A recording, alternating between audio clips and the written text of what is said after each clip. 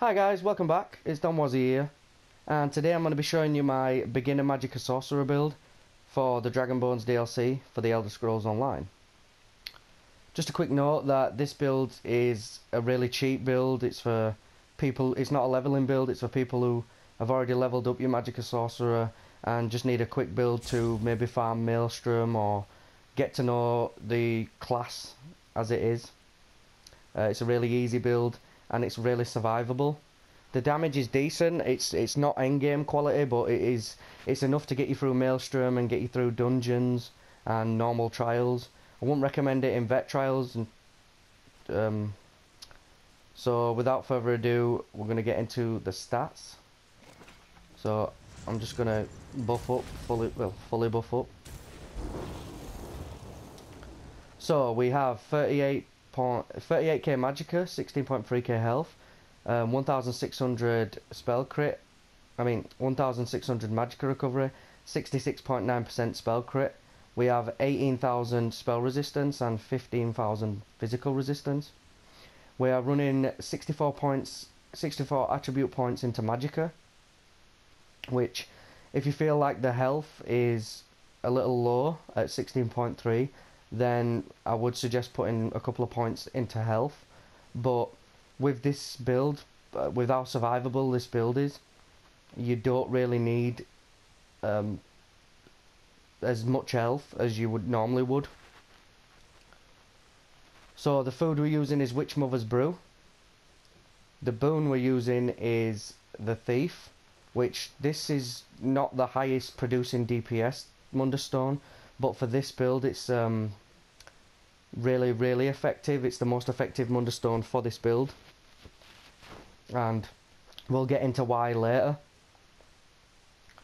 We are a vampire, but we do carry double Bloody Mara, the food that reduces the stage of your vampire, round with us just in case we need to reduce the stage. So keep that in mind. We are a high elf as well. In my opinion, it's the best possible race for the Magic Sorcerer. Dark Elf also works, and so does Breton. Now I'm going to show you the consumables. So obviously we have double Bloody Mary there. I always carry at least 10 of them around with me. We are running Witch Mother's Potent Brew, which increases your max Magicka by 3,191. Increases your max health by 3,511, and increases your Magicka recovery by 319 for 2 hours. And the potions we're using are just normal trash pots that you pick up, because obviously this is a cheap build, cheap but effective as I like to call it. So now I'm going to get into the gear. We have random crafted Inferno staff on the front bar, which is infused and enchanted with a shock damage glyph, which if you struggle with sustain, then you can put a absorb magic glyph on here, but if you are struggling with sustain, just do more heavy attacks. Job will be a good one. On the back bar we're using a lightning staff, Nirnhorned. You could also have this infused, sharpened, also works very well. Precise works well too, so and that is enchanted with a Berserker enchant. For the monster set we're using 2-piece Ice Heart, and this is a very underrated set. People normally just use the 1-piece, but for a beginner's build, this set is absolutely stupidly underrated and stupidly overpowered, because the 1-piece gives you extra spell crit.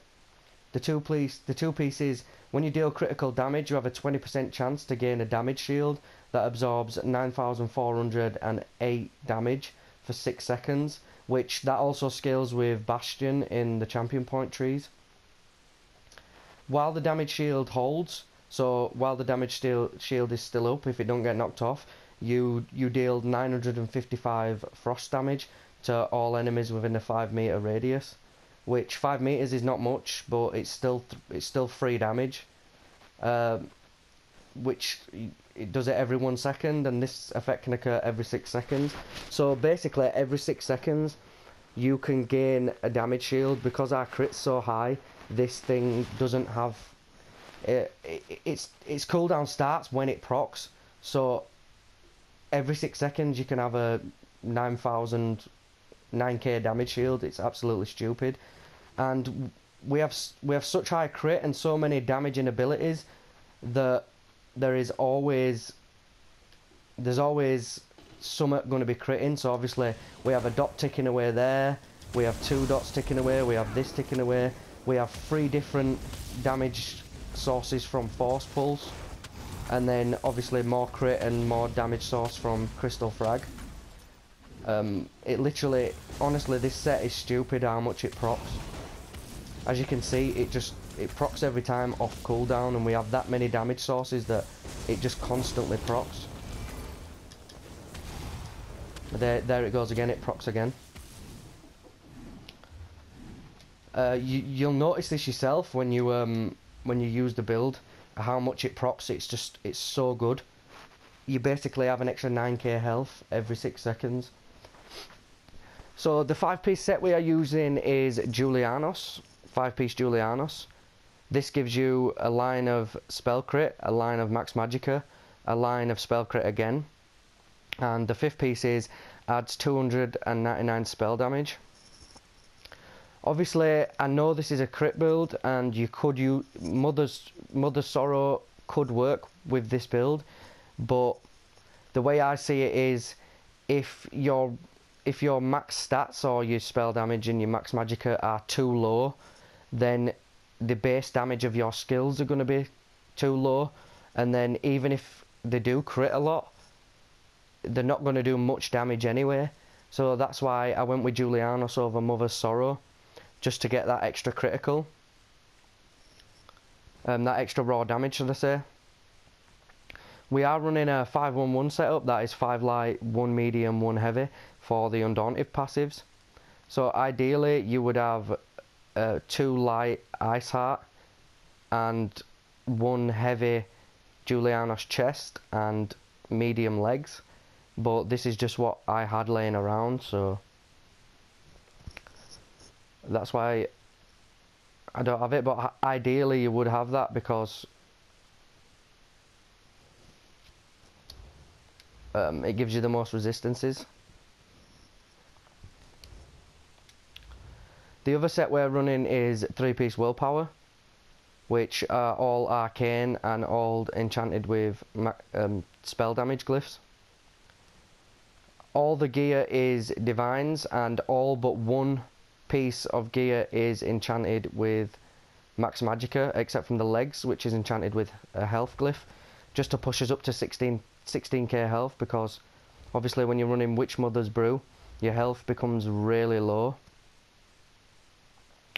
And I think 15k health even with the damage shield would be silly, because you would be susceptible to one shots when the damage shield goes down. So I stuck with like just above 16k, and I've tested this setup in like Maelstrom and stuff, and it really works. So next I'm going to go over the skills. So the first skill we have on our bar is Endless Fury.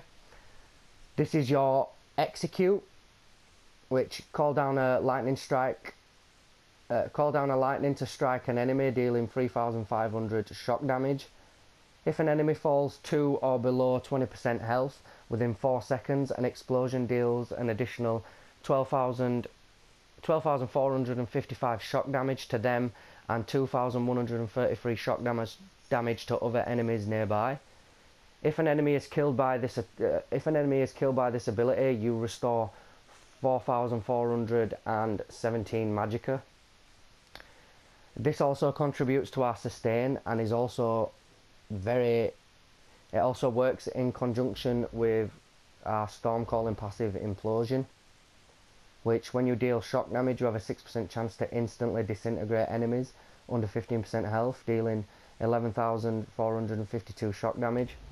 So you use this ability on an enemy that's above or just at 20% health, and within 4 seconds if it drops under 20% health, then you'll get an explosion that deals 12k damage, and then you'll also proc implosion at 15% health, which does additional damage, which is like, it's just like a passive execute. So it makes Endless Fury very strong, and I like to keep this on as many trash mobs as possible for the sustain, because the magic you restore back from it is very nice. The second skill on our bar is Force Pulse. Force Pulse is our main spammable and is from the Destruction Staff skill line. Because we have such high crit, Force Pulse does 3 hits in one, 3 direct hits in one, so that's an extra 3 chances to crit, that's an extra 3 chances to proc the Ice Art helmet. So focus all the elemental energies with your staff and blast an enemy for 2683 flame damage, 2683 frost damage, and 2783 shock damage. Up to 2 nearby enemies will take 3000 magic damage if they were already afflicted with burning, chilled, concussed status effects. So we have the Ice Art, which can proc chilled. We have our lightning abilities, which can proc concussed, and obviously we have Force Pulse, because we would be spamming it more than once, can proc burning. So that's also an extra chance to proc Ice Heart as well. So this skill works very well in conjunction with Ice Heart and the status effects and everything like that, and it's also our main spammable. The next skill on our bar is Crystal Fragments. So the thing about this skill is it does very high burst damage, but you don't just want to fully cast it, like, you don't just want to cast it like this, because the animation is absolutely terribly long. You want to wait for the cue. So let's see if we can get a proc. There's a proc, and we have the buff timer at the bottom. So you want to cast it like that, so it's an instant proc, it does more damage and it costs less magicka. The next skill on our bar is, it also procs the exploitation passive, which casting a dark magic ability grants you minor prophecy to you and your group, increasing your spell critical by 657 for 20 seconds. So basically every 20 seconds, if you pop this, obviously if you pop it when it procs, because you're going to get one every 20 seconds without a doubt, you pop this and you're giving you and allies an extra 3% critical. So that's a really good skill to use, especially in dungeons, and especially with a crit build like we're using. This also, using Crystal Frag also procs blood magic, which hitting an enemy with a dark magic ability heals you for 8% of your max health.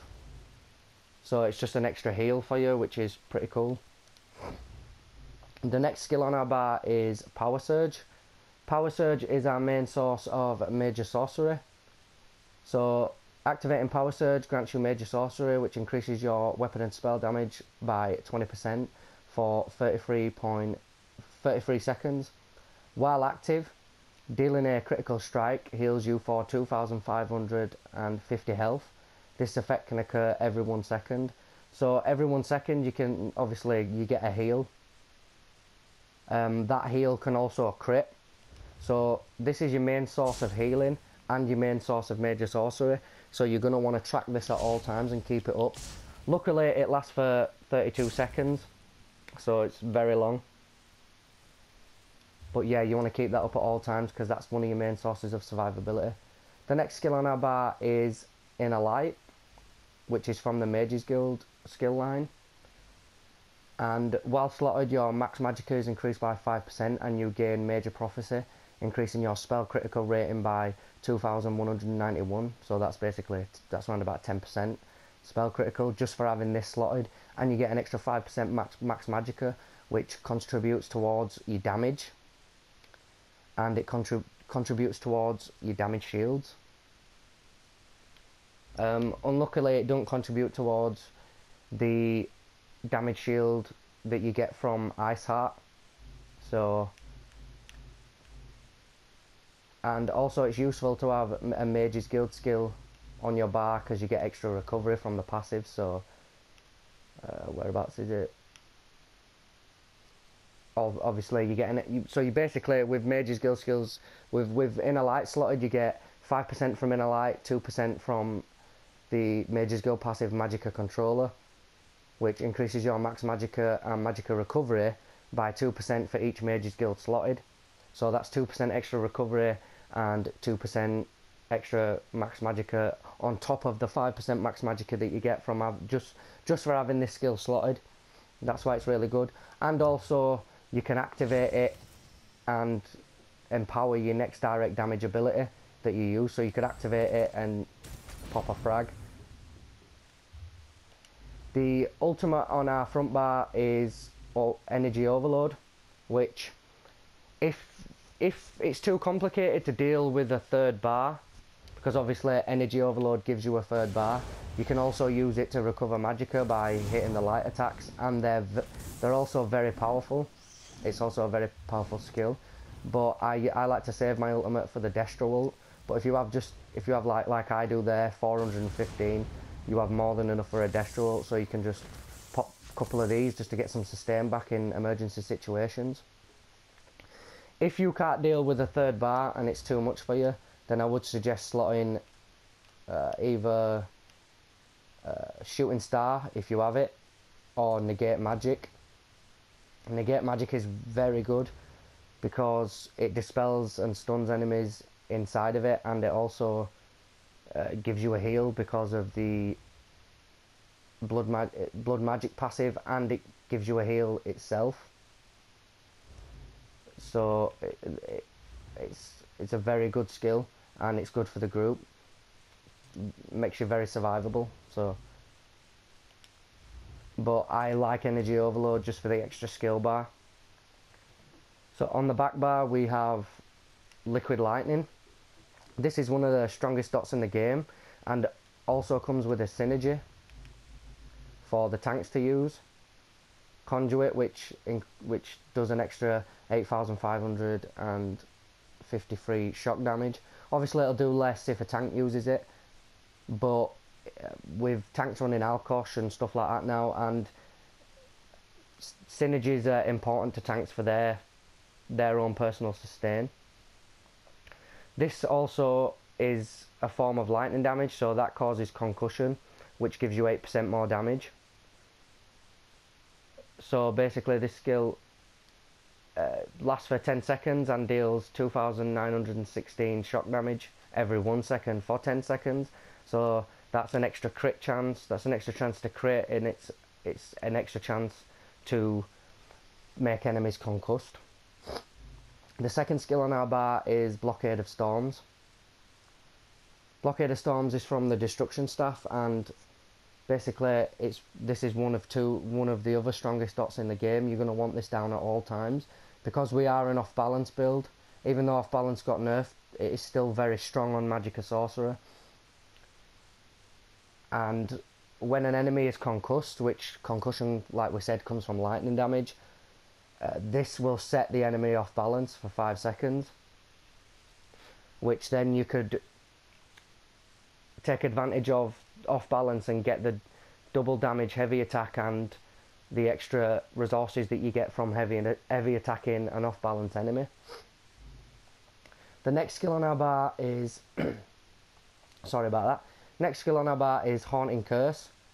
This is also AoE damaging ability, and it also ticks twice. So the first cast, when you cast it, it blows up after 3.5 seconds, and then you can leave it and it'll blow up after an additional 8.5 seconds for 10,566 magic damage, and obviously additional splash damage. I recommend this for dungeons and normal trials, but if you're in something like Maelstrom, then I would suggest slotting Elemental Drain. Elemental Drain afflicts Major Breach, which for 23 seconds reduces their spell resistance by 5,280, and also applies Minor Magic Steal to an enemy for 23 seconds, which in Maelstrom this is very useful because recovery and Major Breach is hard to come by. So just keep that in mind. If you're running Maelstrom, then I would suggest putting Elemental Drain on. The next skill on our bar is Boundless Storm. Manifest yourself as pure lightning, zapping nearby enemies with electricity, dealing 936 shock damage every 1 second for 23 seconds. While in this form, you also gain Major Resolve and Major Ward, increasing your physical resistance and spell resistance by 5,280. Activating this also grants Major Expedition for a brief period, increasing your movement speed by 30% for 7.5 seconds. So this skill is really important. It's a very loaded skill. You get Major Expedition, you get Major Ward, Major Resolve, which makes you really tanky. Also, enemies that are close by to you, this will tick on for obviously every 1 second for 23 seconds. It's also a form. It's also an easy way to get concussion, and it's also an easy way to get the heal, to proc the heal from Power Surge as well. So this skill becomes very useful. So I suggest you keep this skill up and Power Surge up at all times. It's going to make you really tanky, really mobile, and all in all it'll contribute towards your survivability. And the next skill on our bar is Empowered Ward. I use Empowered Ward in dungeons for the extra group utility that it gives, but in Maelstrom I'd recommend Harness Magicka. So conjure globes of Daedric energy for protection, granting a damage shield for you and your pets, that doesn't matter, that absorbs 14,511 damage for 10 seconds, which on top of the damage shield we already have, that's nearly, what, a 25k shield almost. Also grants minor intellect to you and nearby allies, increasing your magicka recovery by 10% for 10 seconds. So that's why I use this one, just to give my my teammates in the group extra recovery. But in Maelstrom I would actually suggest using Harness Magicka, because it does give you more sustain than Conjured Ward. It is a smaller damage shield, but it does give you a lot more sustain. And the ultimate on this bar is Thunderous Rage, which is the Destruction Staff ultimate.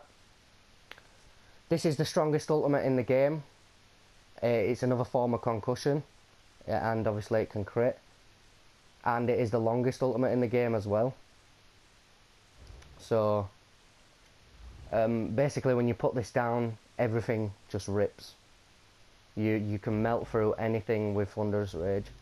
That is my go-to ultimate. I'll always save up for this ultimate in Maelstrom and dungeons, whether it be single target or AoE, it doesn't really matter.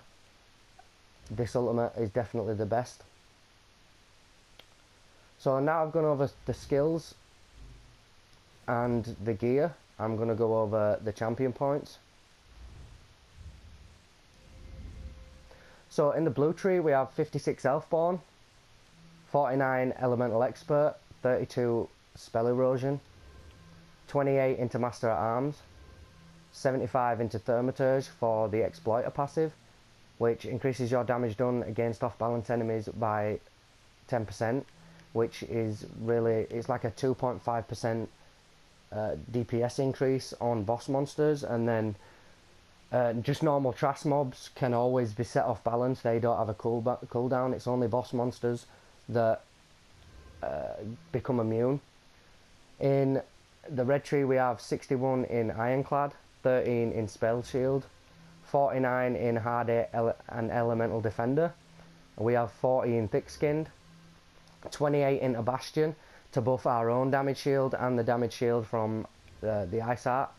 We have 40 into Warlord, 19 into Sprinter, because in dungeons, in trials, and in Maelstrom I tend to sprint a lot, and that puts me out of stam like a lot of the time, which I was noticing.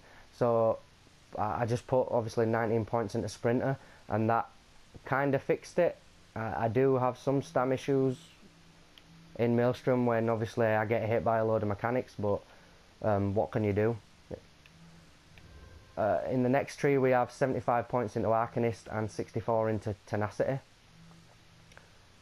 Any more than 75 points in Arcanist, in my opinion, is a waste, because it takes you 25 points to get 1%, which in my opinion it's absolutely stupid. You might as well put that into something else, like reducing the cost of roll dodge, or reducing the cost of block or break free. I just think it becomes absolutely useless. We have 31 points into Tumbling and 11 points into Shadow Ward. Roll dodging is very important, so putting points in there, it makes you more survivable, more tanky, if you know when to roll dodge. Having more stamina to be able to roll dodge is absolutely awesome, because you can avoid one-shot mechanics and stuff like that. So now I've gone over the CP, I'm going to go over a brief rotation, and then I'm probably going to end it on that. I don't think I've covered everything, so hopefully you can hit me up in the comments into what I was not clear about. So basically the rotation is as follows. You would buff up, obviously use your potion before a fight, get this up, then drop your ultimate, and then you would do 1 Liquid Lightning, Blockade of Storms, Curse, switch to your front bar. Obviously if you've got a frag prop, use it. If you aren't, then just do 1, 2, 3 to 4 force pulses, and then obviously if you have a frag prop, then use it instead of a force pulse. If you don't, then just keep using force pulse, and then you go back to your back bar, reapply your dots. Obviously on the second term round you wouldn't need to apply Haunting Curse, because obviously it ticks twice. So start again. So Liquid Lightning, Wall of Storms, Haunting Curse, 1, 2, 3, 4, you switch back, and then all you need to do is the 2 skills, Liquid Lightning and Wall of Storms, and then keep going.